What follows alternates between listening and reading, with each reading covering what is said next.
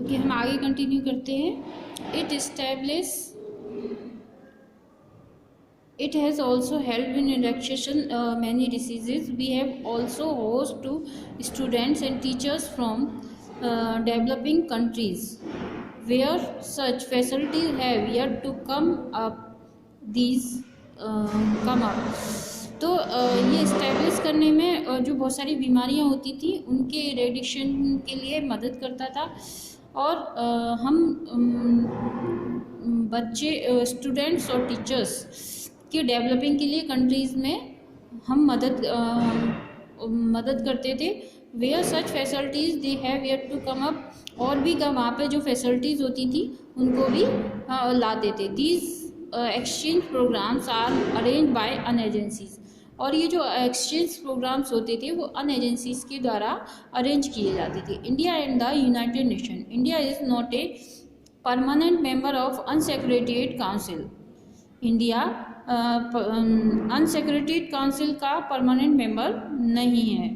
However, India has been elected several times for a seat in the Secretariat Council. For example, during 1984 and 85 and 1991 to 1992. लेकिन India कई बार elect हुआ है, उसने election कई सारे समयों पे जीता है सेक्रेटेरिएट काउंसिल का। उदाहरण के लिए 1984, 85 और 1991 to 92।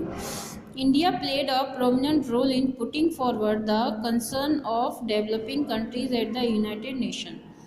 इंडिया ने एक महत्वपूर्ण रोल अदा किया है यूनाइटेड नेशन के डेवलपमेंट में। जो कंट्रीज़ थी उनके लिए उनको कंसर्न करने का इंडिया ने एक महत्वपूर्ण रोल प्ले किया है। India actively oppose the policy of considering blacks as inferior to whites in South Africa. India active रही उस समय जब वाइट और ब्लैक की जो पॉलिसी थी साउथ अफ्रीका में, वाइट और ब्लैक का जो रंग भेद की नीति थी उसके लिए इंडिया ने साउथ अफ्रीका में काम किया। This policy was known as apartheid. ये जो पॉलिसी थी वो रंग भेद की नीति के नाम से जानी गई। Finally, due to the pressures of United Nations and countries like India, apartheid was abolished and United Nations had good relations with South Africa only after this. तो ये जो पॉलिसी थी रंग भेद की पॉलिसी के से फाइनली उसको यूनाइटेड नेशन के प्रेशर में और इंडिया जैसे देशों की वजह से उस नीति को ख़त्म किया गया और यूनाइटेड नेशन से साउथ अफ्रीका के अच्छे रिश्ते हो गए। उसके बाद while the Aswan dam was being constructed in Egypt, जब इजिप्ट में असवन धाम कंस्ट्रक्टेड बनाया गया, there was the danger of some ancient temples being submerged. तो उसमें कई सारे प्राचीन मंदिर सबमर्ज किए गए जो बहुत खतरनाक था। The temples were lifted and reconstructed at another side before the dam was field.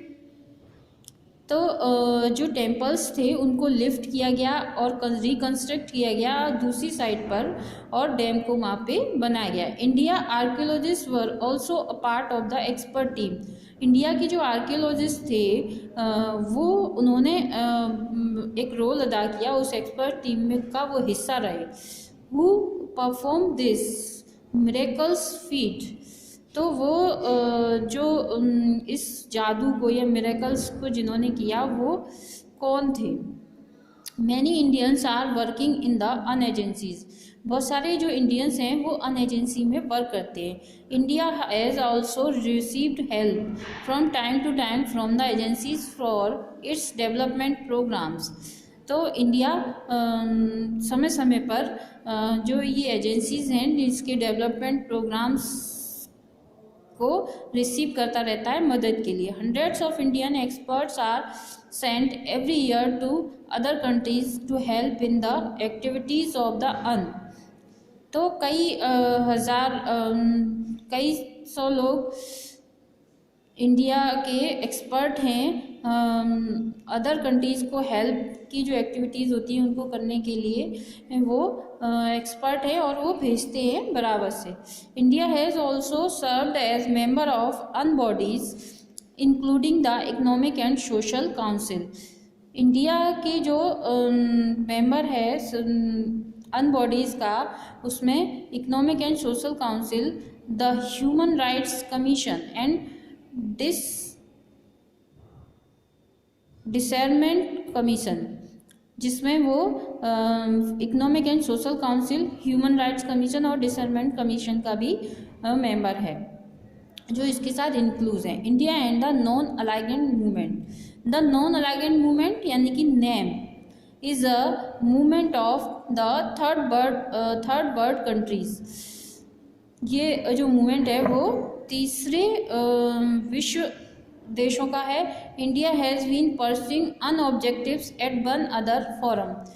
India pursuing उसमें उसको उस फोरम में ऑब्जेक्टिव के तौर पर काम कर रहा है। At the end of the second world war के अंत से the world split into two power groups. इसमें दो पावरफुल ग्रुप्स हैं, USA and European countries like Britain and France. जैसे यूएसए और यूरोपियन कंट्रीज जिसमें ब्रिटेन और फ्रांस हैं, had been allies during the war against, ये वार के अगेंस्ट थे।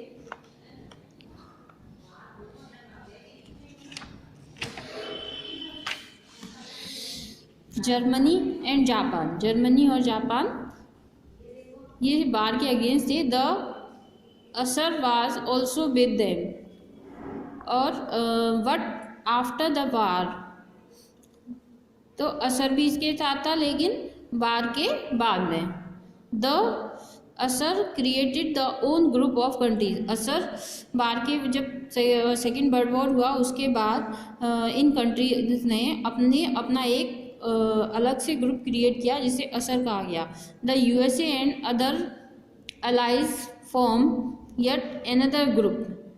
यूएसए और जो अन्य अलाइज थे उन्होंने एक दूसरा ग्रुप बनाया। Each group started extending the area of influences over other countries of the world through various means. तो जो प्रत्येक ग्रुप था स्टार्ट किया गया उस एरिया को अदर कंट्रीज के साथ कई तरीके से जोड़ा गया। A member of small countries were forced to join or the other group through military pacts. और जो स्मॉल कंट्रीज थी उनको फोर्सली जोड़ा गया उस ग्रुप में, उनको मिलिट्री पैक्ट्स के ज़रिए, मिलिट्री के ज़रिए उनको डर की वजह से, डर दिखाकर उन्हें जोड़ा गया। क्योंकि वो छोटे छोटे देश थे तो इस वजह से वो फोर्सली उसमें जुड़े। The division into two groups was again become a threat to world peace। तो जो दूसरा ग्रुप है,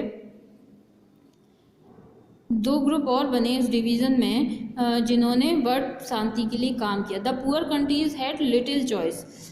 जो गरीब देश थे उनके पास ये एक छोटी सी चॉइस थी। Their independence was getting threatened by the big powers. उनकी जो स्वतंत्रता थी उन बड़ी शक्तियों के हाथों में थी। Based on the principle of Panchsheel as uneducated by the late Indian prime minister Jawaharlal Nehru at a conference of Bandung. Bandung में उनकी जो शक्ति थी वो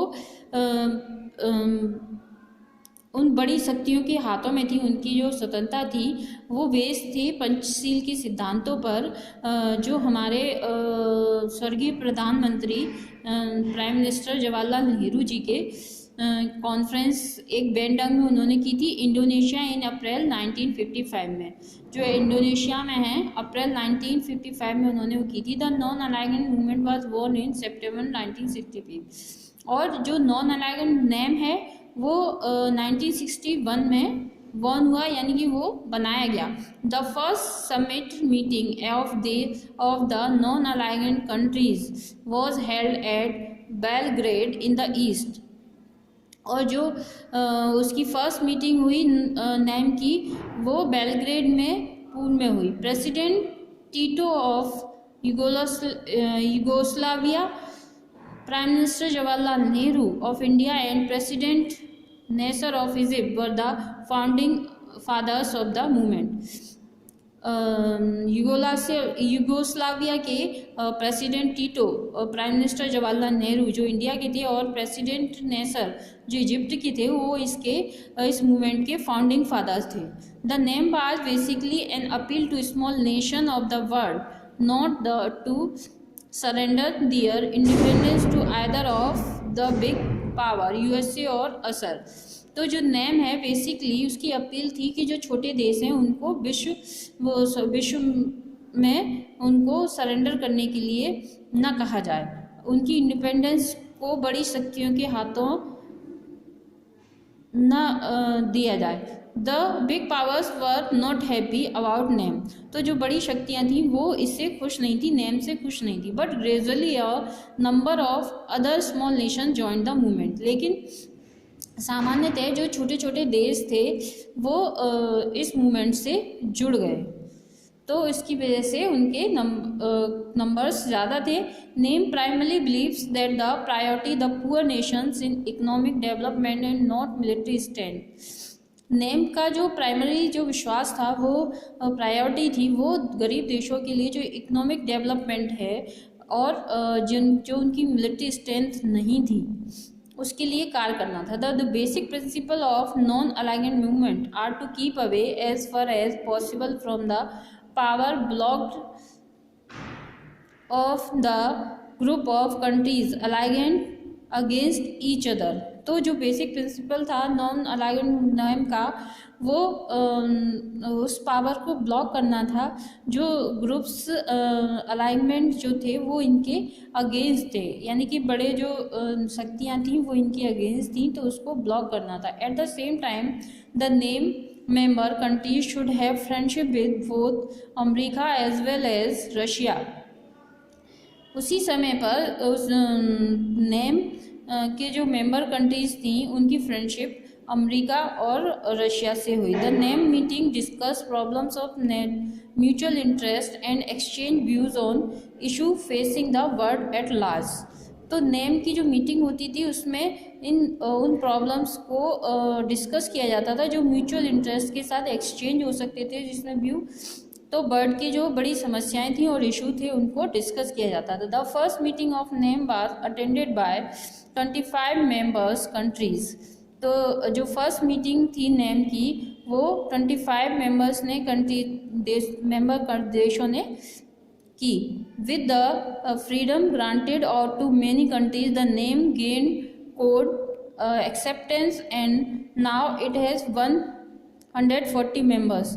और नेम के जो कोड थे वो एक्सेप्टेंस किए गए थे 114 मेंबर्स के। Even guest and observers are invited from non members countries.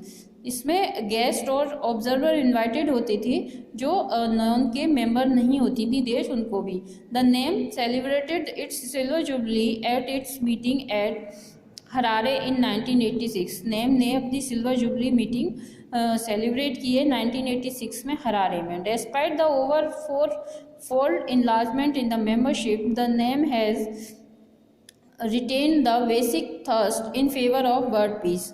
जो अलाइनमेंट की मेंबरशिप है 4-fold में नेम ने उसे रिटेन किया है वर्ल्ड पीस के लिए। डिसर्नमेंट, डेवलपमेंट एंड फ्रीडम, यानी कि डेवलपमेंट स्वतंत्रता, प्रगति और disarmament. The non alignment movement is becoming stronger day by day.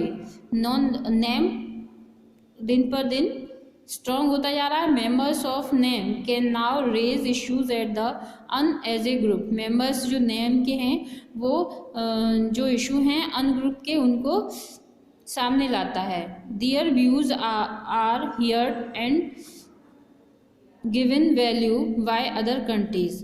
तो जो व्यू हैं वो यहाँ सुने जाते हैं और उनको अन्य कंट्रीज़ के साथ उनकी वैल्यू को भी माना जाता है। Okay, thank you.